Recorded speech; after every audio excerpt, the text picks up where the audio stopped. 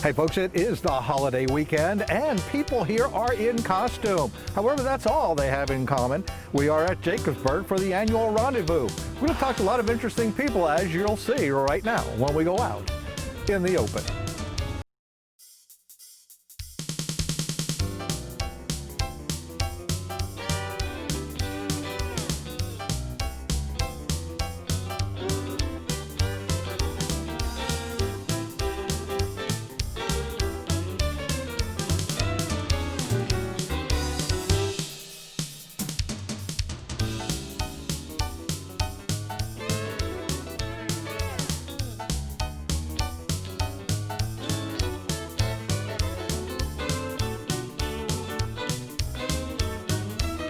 Out in the Open is brought to you by Lighthouse Harbor Marina on Lake Wallenpaupack, Archery Addictions in Walnutport, Joybeck Custom Builders of the Pocono Lake region, and Car Arms, your personal carry choice.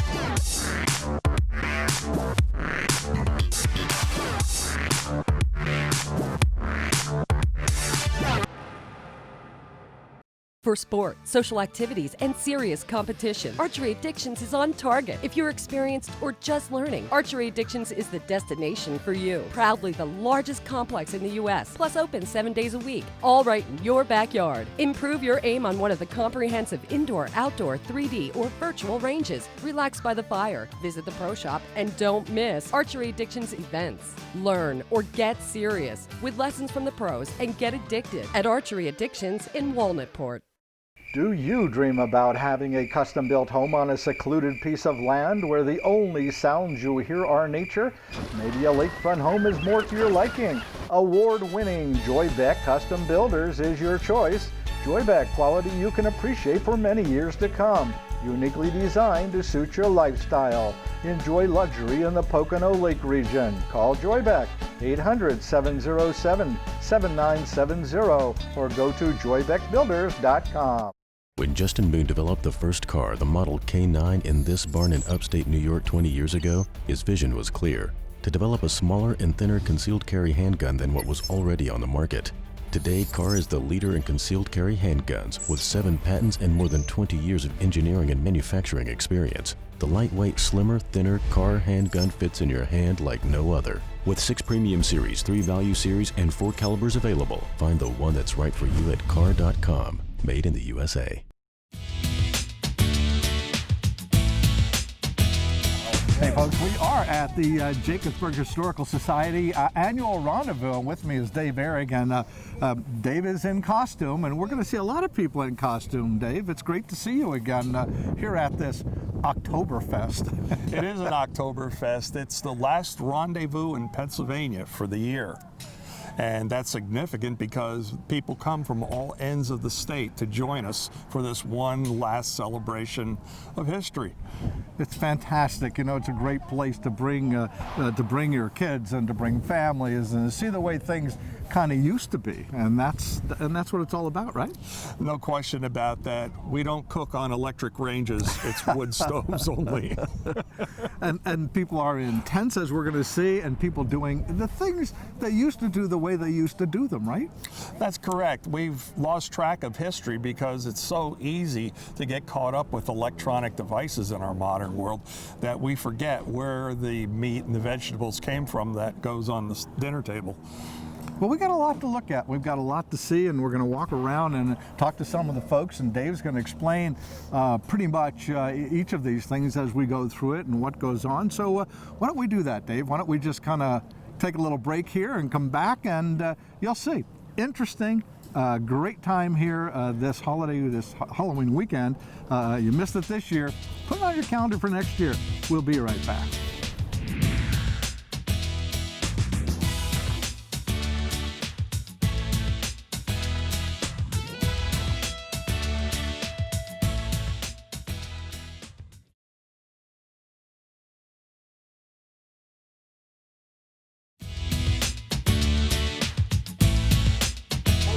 Hey folks, welcome back to Out in the Open. Of course, with me is Dave Eric, and Dave is your past president, and you are on the board, and you're one of the people who put this whole rendezvous together and worked very hard at it.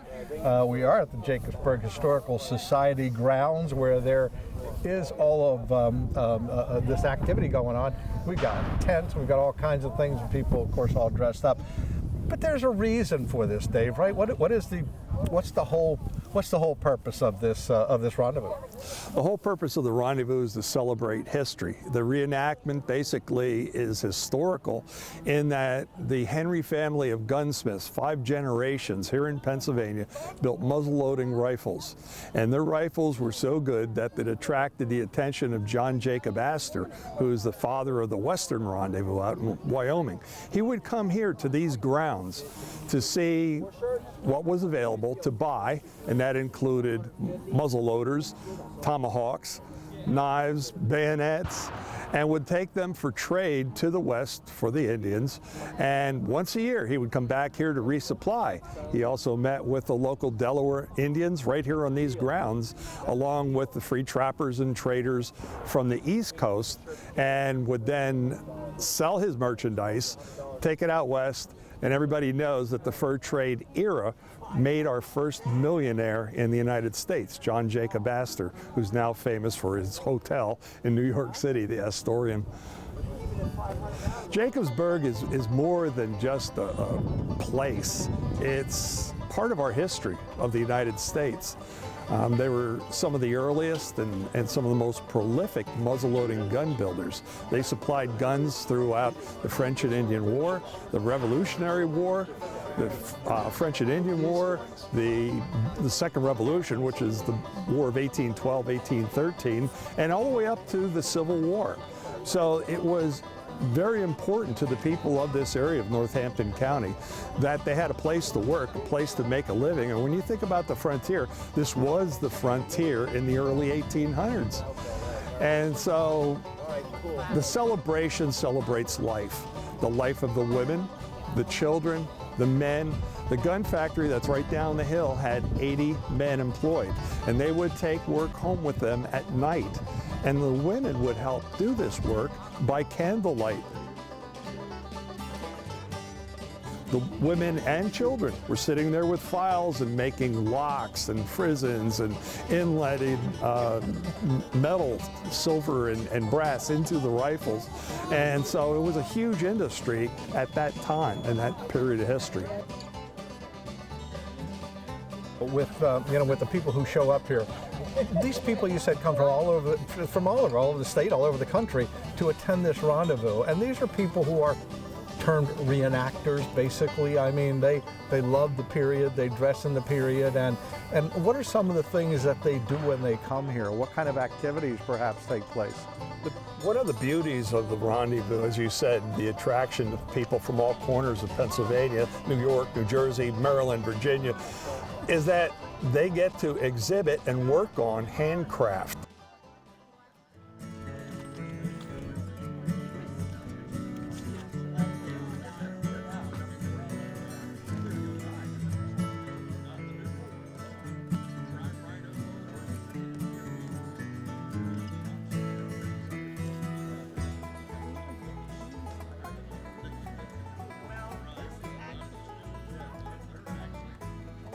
They make leather bags.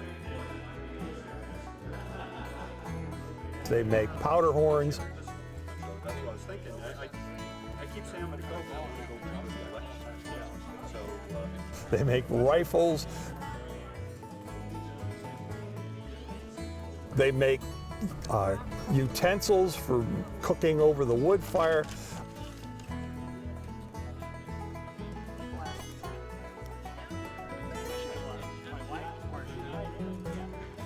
They make the canvas lodges that you see. Behind us are teepees. In front of us are marquee tents, which would come from the George Washington period of our history of the Revolutionary War. They wear clothing which exemplifies the textile industry, the linens, the cottons, the deerskin, buckskin outfits, some wear elk skins. The furs which embellish our clothing are all part of the fur trade here because the fur was a unit of currency. Some people wonder why a dollar's called a buck. Well, today we're going to find out. A buck is obviously the male deer, and if you shoot a deer and take it to the hardware store in 1813, they gave you $1 for that tanned skin. So a deer skin buck became the buck skin, which got shortened to buck, and that was a unit of currency. You could buy things with a buck skin. It cost $2, 2 skins. How about that? Very interesting. So much of the language we use nowadays comes from all of those, from that era, from that time.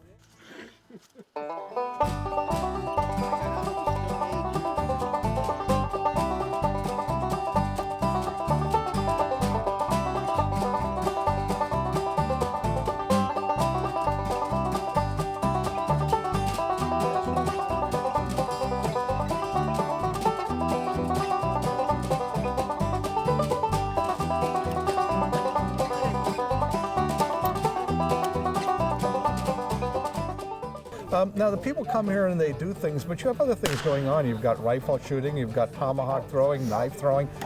Is that all part of what they do? Is this for competition, or is this just for the fun of it? The answer is yes. It was the frolic. Frolic meaning having fun with the tools of the trade. The rifles were being shot for accuracy, and there were prizes awarded to the best shots. Usually meat, sometimes implements, tools, pound of powder. The self bows, nothing more than a long stick with a string on it, shooting wooden arrows. Again, for accuracy, for fun. The cannon you heard go off a little while ago.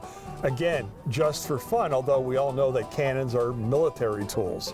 The rendezvous is all about just putting yourself back in time and enjoying what your ancestors enjoyed. There is no electronics here. The music that we have come from stringed instruments, and you had to pluck those strings, or like a violin or a cello, you had to use a bow in order to make sound come out of it. But we have flutes, we have drums, everything that is not modern. It sounds like a great time, and you get a lot of people. It's a 2-day event usually, and it's held on the Saturday and Sunday closest to Thanksgiving, or to Halloween. Correct. The Halloween weekend. It is our Halloween rendezvous, and because of its place on the calendar, we're able to attract rendezvousers from everywhere. They come from the Pittsburgh area, they come from the New York area, the Baltimore area, West by God, Virginia comes up here. Some of my friends are here. It's the last chance in the calendar to actually do the rendezvous, sleep on the ground, cook over a wood fire, shoot your musket, your rifle, your pistol, throw your tomahawk, your knife, shoot your self bow. Go ahead, that's the one big scoop, just pick one. Oh, that's a tiny one. And we have children's games too, which are not like what the games are today. Our children are throwing corn cobs with feathers so that they fly straight through hoops. The long title of this encampment is Jacobsburg Rendezvous and Market Fair. It reflects both the fact that not only are we rendezvousing and frolicking, but we have things for sale. And the things that are for sale are made by hand by the people who are here at the encampment. It's made of leather, it's made of cow horn, it's made of iron that's pounded over a forge fire. Everything that we do is representative of a bygone era. And that era basically dates from the French and Indian War all the way up to just before the Civil War. All right, and what we're going to do in a little bit later, we're going to actually go in and look at the Rifle Museum and talk more about the rifles and all of that brought this all about, and how the rifle era got started here. And so that's going to be in our next half. So we're going to be able to do that, and you're going to talk about that. We're going to see that. So don't go away, folks. We'll be right back.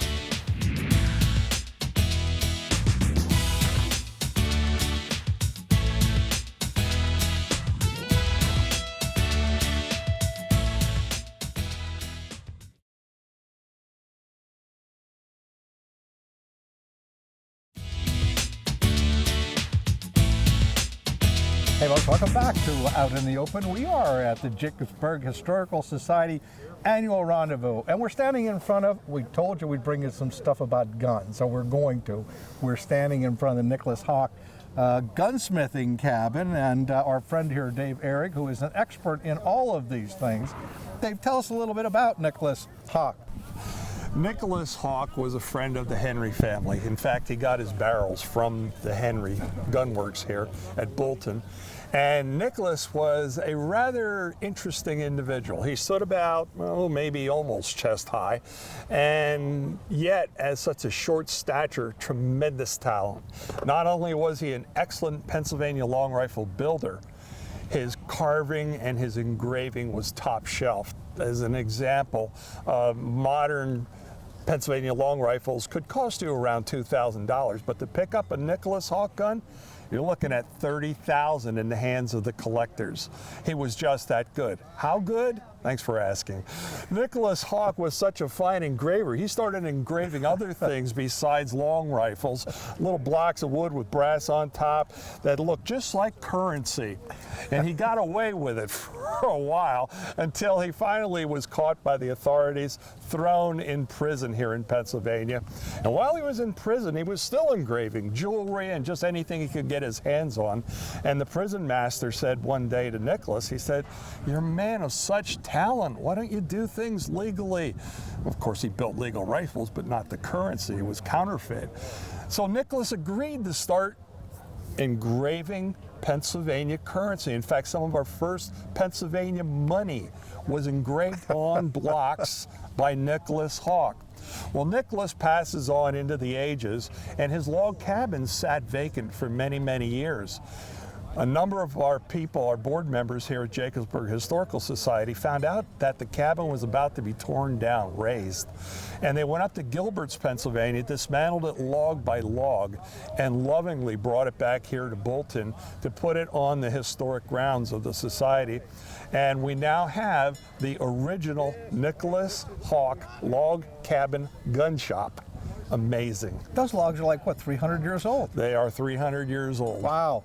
It looks great. The inside is fantastic. There's somebody in there working on things, and that's right. We have a gunsmith working in there as we speak. Yeah, absolutely. And what you'll see inside goes the range of gunsmithing, from rifling tools to engraving and carving tools to files, everything necessary to make a hand-built Pennsylvania long rifle. Very interesting. And we're going to move off to another museum, gun museum, the Henry Museum, in a little bit. Hear ye! Hear ye! Cannon firing display on the hour in the corner of the field. On the hour, cannon fire display. Hey folks, as promised, we're standing in front of Pennsylvania Long Rifle Museum, and this is where it all is. Is this where he built the rifles here, this museum building, or what was this building and what is it now? Way back in 1747, it was a log cabin. Now we have wood clapboard siding. Oh, that probably dates from about the 1830s on top of it to give it integrity. But this was the homestead of the Henry family. And it was shortly after John Joseph Henry got married to a woman from Philadelphia that she took one look at the log cabin and said, "You will build me a Pennsylvania, Philadelphia style row house." Yeah, that's what it is, actually, yes, when you look at it. So tell us what we're going to find inside here. Today, the old homestead is the Pennsylvania Long Rifle Museum, and it's put forth to the public to show the evolution of the long rifle, how it got started back in the early 1700s, and when I say evolution, I sincerely mean that, how it evolved through styles, both stylistically and artistically, into the many different schools around Pennsylvania to what it is that everybody accepts today. Fantastic. So we're going to go inside and take a look, and we're going to find things in there like all the rifles and all those things. Are Henry rifles still available? I mean, can people find them somewhere, particularly maybe out west or something? The Henry rifle that we see on TV that's advertised heavily is not the Henry rifle of the Henry family of gunsmiths. That's that yellow boy thing. The with yellow lever belly, action. lever action Yeah. was made by Tyler Henry, which eventually became the Winchester rifle. And no connection with there's these no Henrys. connection between the families. Our gun was a hand-built, one at a time. Everything from lock, stock, and barrel was done by a builder, so that you had a unique rifle when it was finished. Are they available? Yes, in the hands of collectors, antique collectors, but there are also many people in Pennsylvania that still build Henry-style rifles. And we teach a gunsmithing class here at the Bolton Works at the Jacobsburg Historical Society, in which we teach people to build Henry rifles. So inside this museum now is all these the classic rifles, and we're going to look at those and see what exactly they are and how they were built.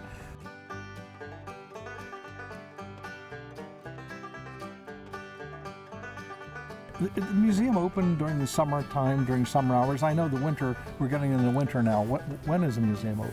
The best thing for people to do is go to our website, which is www.jacobsburghistory.com. And they will find all our hours and all of our celebration times, like the Rendezvous, like our Christmas at Bolton, like our spring extravaganzas, the World War II military events, and so forth.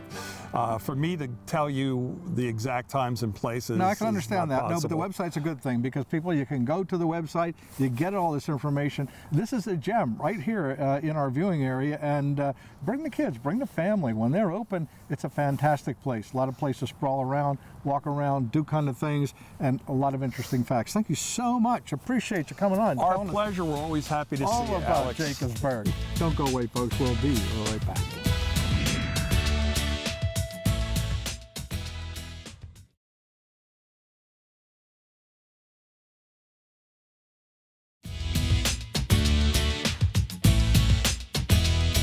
Hey, look, that's our show from Jacobsburg Historical Society annual Halloween Rendezvous. Had a great time. Hope you enjoyed watching the show and seeing and meeting some of the great people who are out here. Don't forget, you can come to Jacobsburg, but go on the website first. You'll see when they're open, the kinds of things that they do. And boy, if you're interested in building an original old type rifle, they have classes here, and it's not that expensive. It's easy to do. They give you everything you need, plus all the knowledge that they have share with you. You can come out and build your own rifle. Hey, we had a great time here at Jacobsburg, and don't forget, go on their website, get the information you need, come here, bring your family. A lot of things to do and see all summer long. And as JoAnne would say, you know, we're going to be somewhere. We're going to be here, we're going to be somewhere, but we are going to be out in the open.